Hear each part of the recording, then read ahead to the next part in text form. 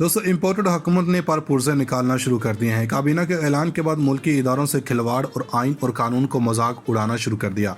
अमरीकी रजीम चीन से आने वाली हुकूमत ने खेल शुरू कर दिया। ये खेल कितना ख़तरनाक है और इसके शोले किस किस को जलाकर राख कर देंगे, इसके बारे में हम आपको बताएंगे। दोस्तों, ताज़ा तरीन डेवलपमेंट्स ये हैं कि भिखारी हुकूमत ने नवाज शरीफ को एक बार फिर से वज़ीर-ए-आज़म बनवाने की तैयारी शुरू कर दी है।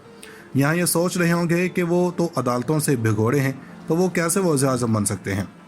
आने वाले चंद दिनों में चालें चलाई जाने वाली हैं और ऐसी चालें चलाई जाएंगी और किस को शिकस्त दी जाएगी और इस खेल में नवाज शरीफ की नाअहली कैसे ख़त्म करवाई जाएगी, कप्तान को कैसे घेरने की तैयारी करवाई जा रही है, मुल्की इदारों में हलचल मचाने वाले 2 नए खत क्यों लीक करवाए गए। दोस्तों, अहम हुकूमती इसराइल से खबर मिली है कि मुस्लिम लीग नून इंतखाबात अगले साल करवाना चाहती है ताकि इन्हें कुछ वक्त मिल सके और इसके बाद नवाज शरीफ दोबारा हुकूमत संभाल सकें।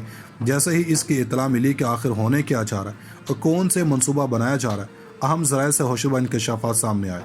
मुस्लिम लीग नून ने नवाज शरीफ की दोबारा वज़ीर-ए-आज़म की कुर्सी पर बिठाने के लिए ऐसा मनसूबा बनाया है कि हर कोई हैरान रह जाए। गेम यह है कि तहरीक अदम एतमाद के बाद इमरान खान ने पूरे मुल्क में इस इम्पोर्टेड हुकूमत के खिलाफ एक मोमेंटम बना दिया है। लोग हर जगह जलसे में आ रहे हैं क्योंकि इनका एक ही नारा है, महंगाई कबूल कर लेंगे लेकिन इम्पोर्टेड हुकूमत कबूल नहीं करेंगे। अब जब पूरे मुल्क में ऐसी फिजा बनी हुई है और हर चौराहे पर यह नारा लग रहा हो, तो ऐसे में भिखारी हुकूमत ये जुर्रत नहीं कर सकती कि नवाज शरीफ कोई सज़ा मुआफ़ करवा दें या राना शमीम की तरह अपनी सज़ा मुआफ़ करवा लें, जैसा कि माज़ी में हुआ। बराह रास्त ऐसा कुछ करने की कोशिश की गई तो ऐसा अवामी रद्दमल आएगा कि नवाज खानदान बह जाएगा। इसलिए इन्होंने कान दूसरी तरह पकड़ने का इरादा बनाया है।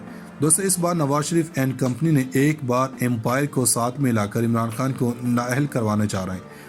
अब इस बात को समझने में मुश्किल हो रही थी कि कैसे इमरान खान को ये सब मिलकर नाअहल करवा देंगे और कैसे अपने मकासद के लिए ये सब किया जाने वाला है, जिससे इनके तमाम अज़ाइम पूरे हो जाएंगे और नवाज शरीफ एक बार फिर से वज़ीर-ए-आज़म की कुर्सी पर विराजमान होंगे।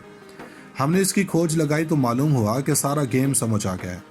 आले शरीफ दरअसल इसके हवारियों ने मशवरा दिया है कि इमरान खान पर झूठा इल्ज़ाम लगाकर नाअहल करवाया जाए और PTI पर पाबंदी लगाई जाए।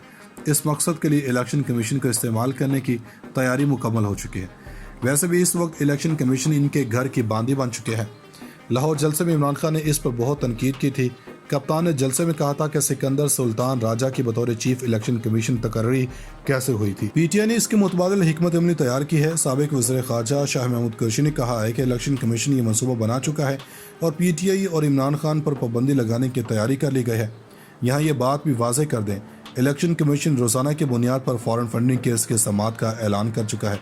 तहरीक इंसाफ की तरफ से मुतालबा किया जा रहा है कि इसमें दूसरी जमातों के केस भी ऐसे ही सुने, लेकिन इन दोनों जमातों के केसेस में रिलीफ पर रिलीफ दिया जा रहा है।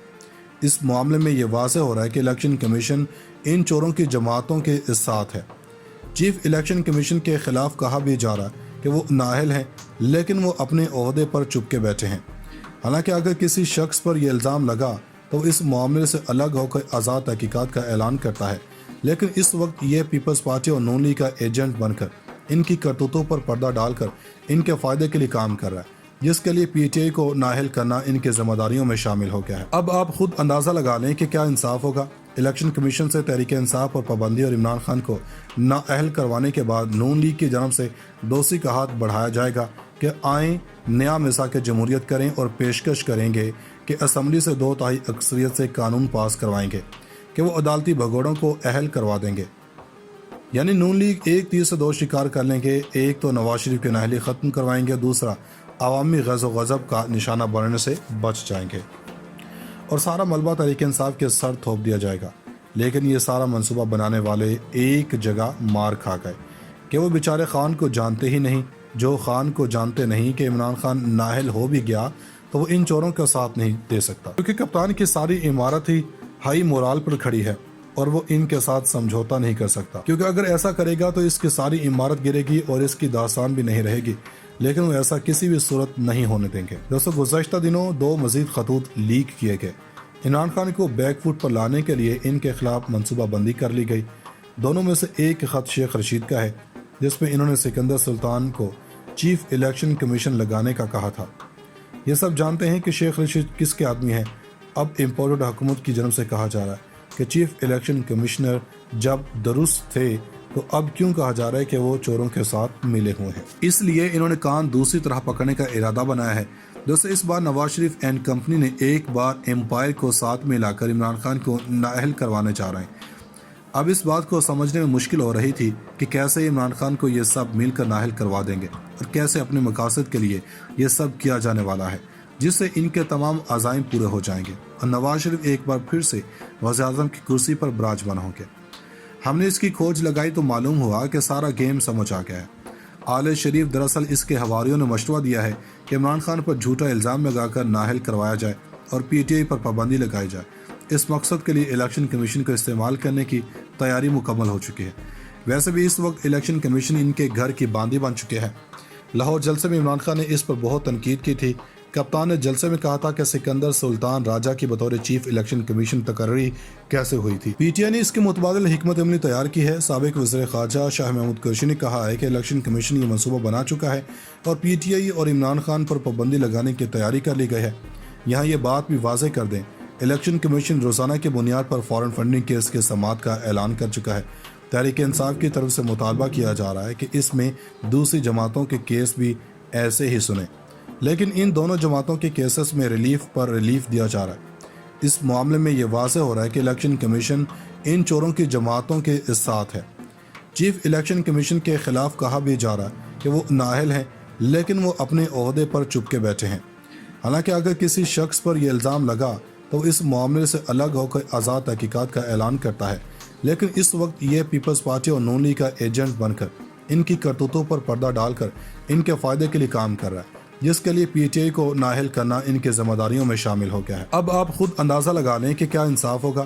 الیکشن کمیشن سے تحریک انصاف پر پابندی اور عمران خان کو نااہل کروانے کے بعد نون لیگ کی جانب سے دوسری کا ہاتھ بڑھایا جائے گا کہ آئیں نیا میثاق جمہوریت کریں اور پیشکش کریں گے کہ اسمبلی سے 2/3 اکثریت سے قانون پاس کروائیں گے کہ وہ عدالتی بھگوڑوں کو اہل کروا دیں گے۔ یعنی نون لیگ ایک تیر سے 2 شکار کر لیں گے، ایک تو نواز شریف کی نااہلی ختم کروائیں گے، دوسرا عوامی غض و غضب کا نشانہ بننے سے بچ جائیں گے اور سارا ملبہ تحریک انصاف کے سر تھوپ دیا جائے گا۔ لیکن یہ سارا منصوبہ بنانے والے ایک جگہ مار کھا گئے کہ وہ بیچارے خان کو جانتے ہی نہیں۔ جو خان کو جانتے نہیں کہ عمران خان نااہل ہو بھی گیا تو وہ ان چوروں کا ساتھ نہیں دے سکتا، کیونکہ کپتان کی ساری عمارت ہی ہائی مورال پر کھڑی ہے اور وہ ان کے ساتھ سمجھوتا نہیں کر سکتا، کیونکہ اگر ایسا کرے گا تو اس کی ساری عمارت گرے گی اور اس کی داستان بھی نہیں رہے گی، لیکن وہ ایسا کسی بھی صورت نہیں ہونے دیں گے۔ دوستو، گزشتہ دنوں 2 مزید خطوط لیک کیے گئے۔ عمران خان کو بیک فوٹ پر لانے کے لیے ان کے خلاف منصوبہ بندی کر لی گئی۔